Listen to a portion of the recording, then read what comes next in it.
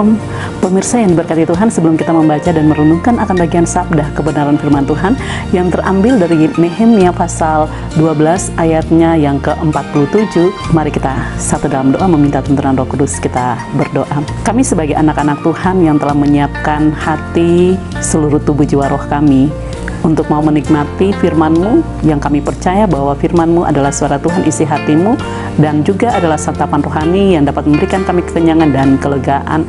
Maka mari Bapa, berfirmanlah kepada kami anak-anak-Mu yang dapat Kau memberikan kami berkat-berkat yang begitu luar biasa lewat santapan firman Tuhan. Maka kami sambut akan firman-Mu. Amin. Nehemia pasal 12 ayatnya yang ke-47 mengatakan kepada kita, pada zaman Serubabel dan Nehemia semua orang Israel memberikan kepada para penyanyi dan penjaga pintu gerbang sumbangan yang diperlukan setiap hari dan memberikan persembahan kudus kepada orang Lewi.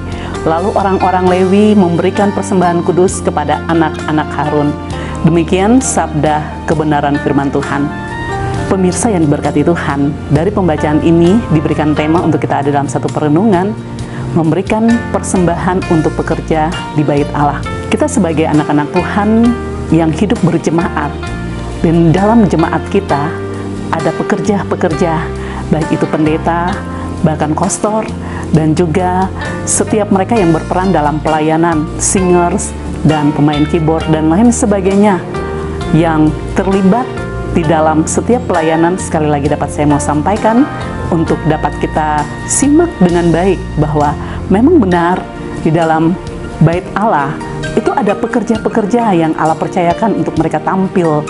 Firman Tuhan mengatakan kepada kita, siapa yang bekerja berikanlah dia makan.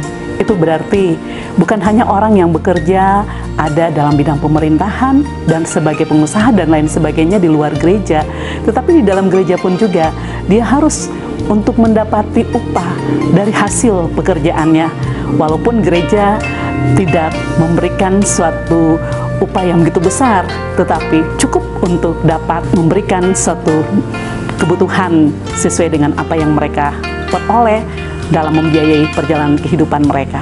Oleh sebab itu, kita melihat ia mengarahkan kepada bangsa Israel untuk mereka memberikan persembahan kepada para penyanyi dan penjaga pintu gerbang, sumbangan yang diperlukan setiap hari, dan memberikan persembahan kudus kepada orang Lewi. Ini ada 3 bagian, baik itu kepada penyanyi dan penjaga pintu gerbang, dan juga kepada orang Lewi dan kepada anak-anak Harun. Pemirsa yang diberkati Tuhan, kalau kita menjadi anak-anak Tuhan yang punya jemaat, kita harus tetap percaya bahwa kita hadir di dalam satu persekutuan, kita menyiapkan setiap persembahan yang akan kita berikan di hadapan Tuhan.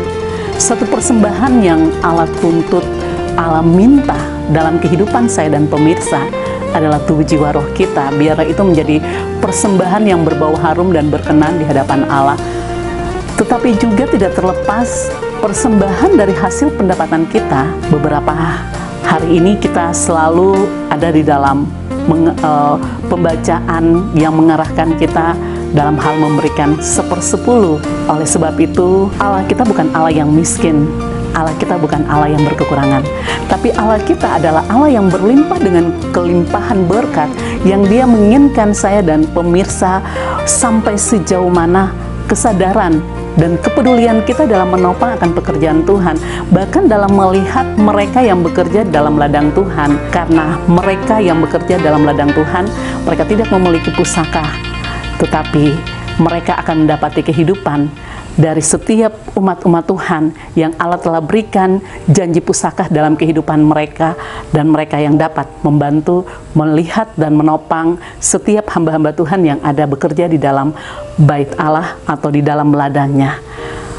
Oleh sebab itu, biarlah kita saling memberi dan saling menopang, kita saling melihat dan dalam menopang akan pekerjaan Tuhan, sehingga pekerjaan Tuhan begitu tetap pesat dan bekerja di dalam mengabarkan berita kemuliaan, berita sukacita untuk dunia dapat mendengar dan menyelamatkan mereka dari setiap kesusahan dan penderitaan mereka, dari setiap persoalan dan tantangan kehidupan mereka, yang dimana mereka dapat merasakan urapan kuasa dan mujizat Tuhan begitu luar biasa dalam kehidupan kita. Tuhan memberkati.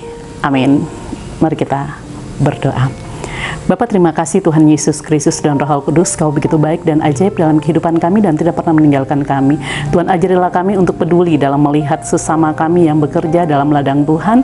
Bahkan juga Tuhan berikan kami untuk tetap dalam memberikan persembahan dengan sesungguhnya dan tanpa ada unsur keterpaksaan dan juga rutinitas, tetapi suatu pemberian yang berasal dari iman kami dan percaya bahwa Engkau adalah sumber pohon berkat dan Engkau Tuhan mau melihat kami sampai sejauh mana kesadaran kami dalam menopang akan pekerjaan Tuhan, supaya kami juga diberkati dan berkati dengan berkat yang begitu luar biasa.